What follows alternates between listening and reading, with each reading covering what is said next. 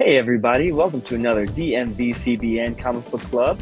I'm your host Freddie, coming to you live from Washington, D.C.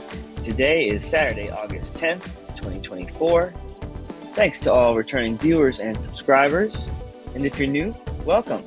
This comic book club is all about bringing people together over comic books and related media. So, if you're watching right now, this is your personal invitation to come join me next time. I do this every Saturday at 11 a.m. EST. And if you're available, you want to talk comic books with a live, real person, I'm here every week. I want to hear what you're reading and watching. So, it's just me today, so I'll keep everything short and sweet. I want to start with what new books I read this week. Then I'll tell you what old books I read, and then I'll tell you what I've been watching. All right, so first I picked up Avengers number 17. This is the issue where Storm rejoins the team. It's been a long time since she's been on the Avengers, but people who read the Bendis run might remember when she joined it back then. In this issue, we're kind of winding down from what happened in Blood Hunt, and Sam Wilson in particular is inviting Storm to the team. I got this great variant cover by Luciano Vecchio. I love the retro feel of it with the little blurbs. The storm cometh, and you wanted her, you got her. And then it says, Avengers assemble to meet the most fearsome new member of all. We get her brand new costume as well. I kind of wish that she wore the costume in the issue. Like, there's one moment, the last time we see her, where she strikes some lightning, and it would have been cool if she had just transformed into her new costume like she does in the cartoon. But, oh well, still a good issue. Next, we've got Uncanny X-Men number 1. This is highly anticipated by a lot of folks. We got the reboot of Uncanny X-Men by Gail Simone and David Marquez. I've got the variant cover by Andy Kubert. I love the Kubert brothers and their art. This is very 90s, but still looks very good. Coloring is also very modern and bright. You got Wolverine up front. You've got Gambit right in the middle. Woo, he really made a name for himself this week, didn't he? Fans who saw the movie or the memes, you know what I'm talking about. If you haven't, go see Deadpool Wolverine.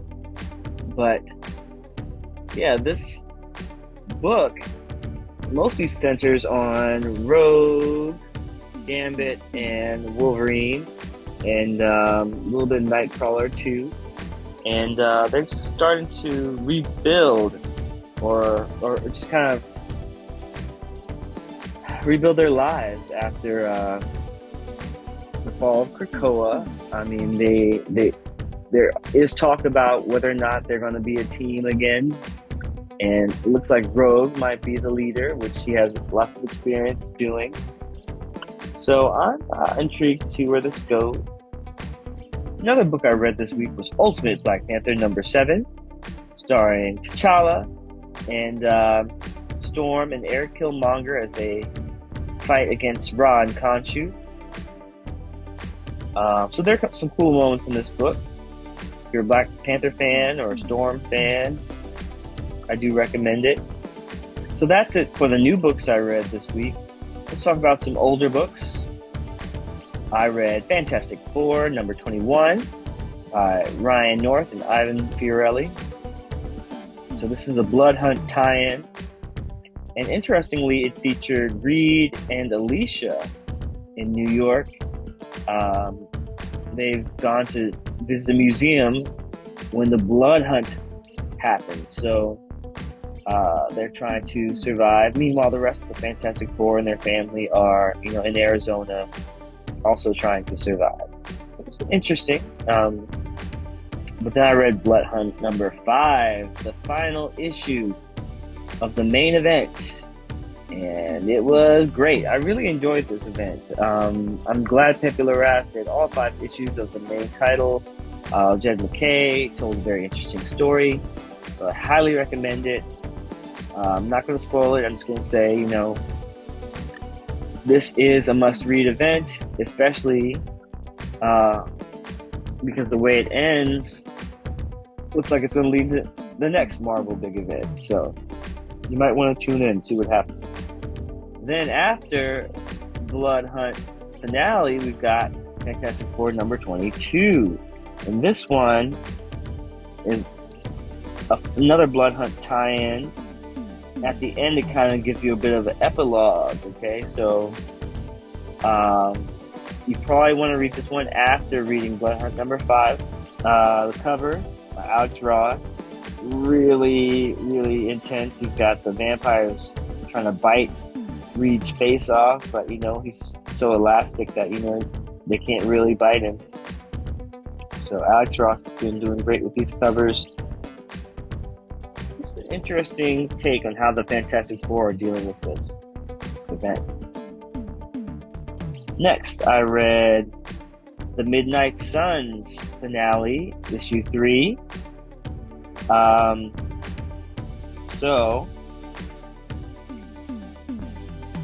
the Midnight Suns team, they kind of are wrapping up their fight. It's kind of gruesome and gory and disturbing, but that's what it's supposed to be. I will say we get a really cool panel of Danny Ketch. I gotta share that with you guys. Like, look at that. I think that's German Peralta.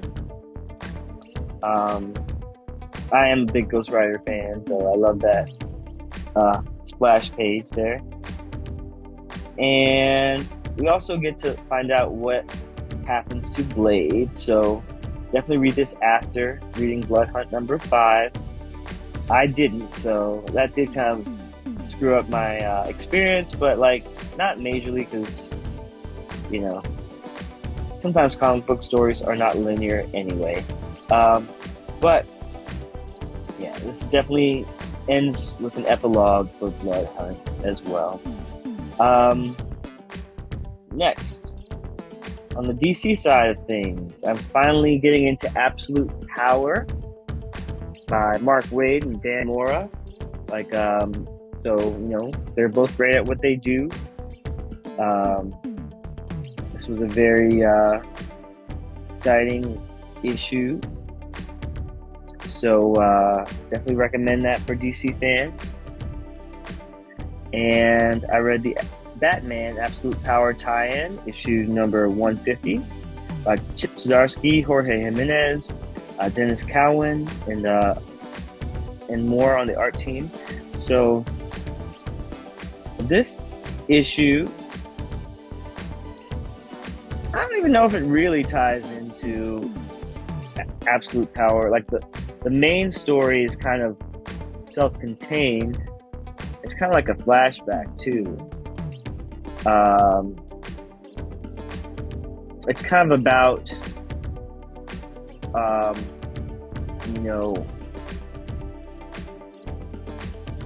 how Batman interacts with low-level thugs, and especially when they have families, and how Batman is actually pretty compassionate and tries to help people more than we know about. And then there is a backup story that does more to tie into Absolute Power. Yeah, the backup story does more to tie into Absolute Power. So,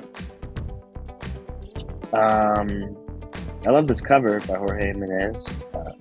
Very dramatic, and we always see Batman on a gargoyle in the night, but just the angle of Batman's stance in the shadows, it's very well done. All right, so to move on to the Superman side of the world, I realized that Absolute Power ties in with Superman, I want to say issue 15, so I decided to catch up on this title because I was a bit behind. I have read issue number 1 of this volume of Superman by Joshua Williamson and Jamal Campbell. So I read that when it first came out. It was good. I just hadn't kept up with it. So I finally went back and read the rest of it. This is under the Dawn of DC banner. So I read issue 2, which introduced Marilyn Moonlight. She's got a really cool design and a little bit of mystery around her. Issue 3, I have the Parasite. Look at Lois Lane becoming kind of a parasite there. And this was a pretty interesting story. Issue 4, cut down by the Kryptonite Claw. So we've got some new villains. I don't really care for these new villains. They need to put on shirts because they just look kind of like weird. But that Kryptonite Claw is kind of cool, but you don't really see it in the story like that. So I don't even know why they made this cover like that. But I guess because it looks cool. Issue 5, Scream of the Silver Banshee.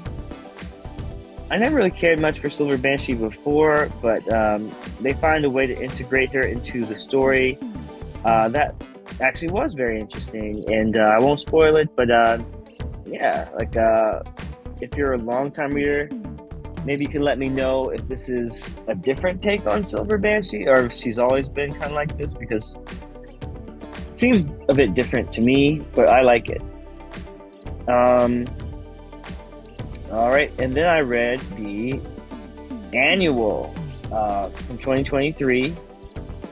So this one was really good. Like, it kind of focused more on Lois Lane and the Daily Planet and all the different reporters there. And basically Lois Lane makes them all try a different beat than what their regular job is. So for example, you've got Cat Grant interviewing the chief of police instead of doing entertainment.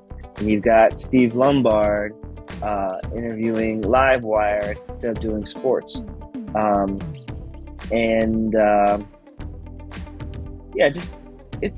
The art is good. You've got a couple of different artists here. Superman does show up. What else can I say about this? Yeah, it's just kind of interesting to see Lois Lane as the editor-in-chief of Daily Planet. And we also get a little tease about what's next for Perry White. Alright, so that does it for Superman.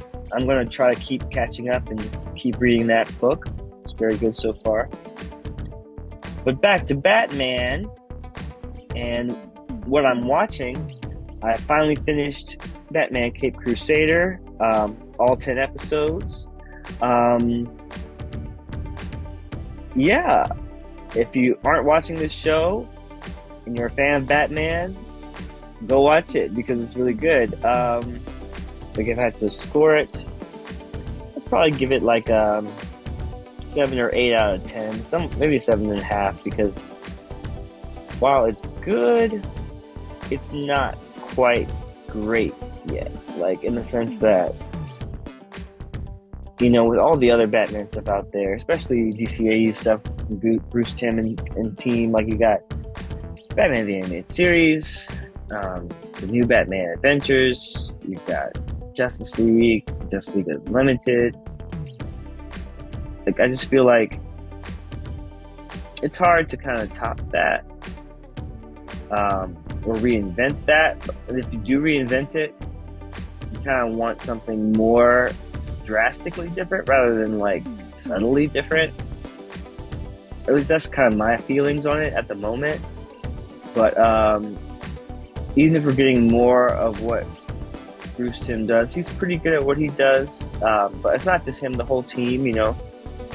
He's interesting. Go watch it. Also, we got a new Teenage Mutant Ninja Turtles show, Tales of the TMNT.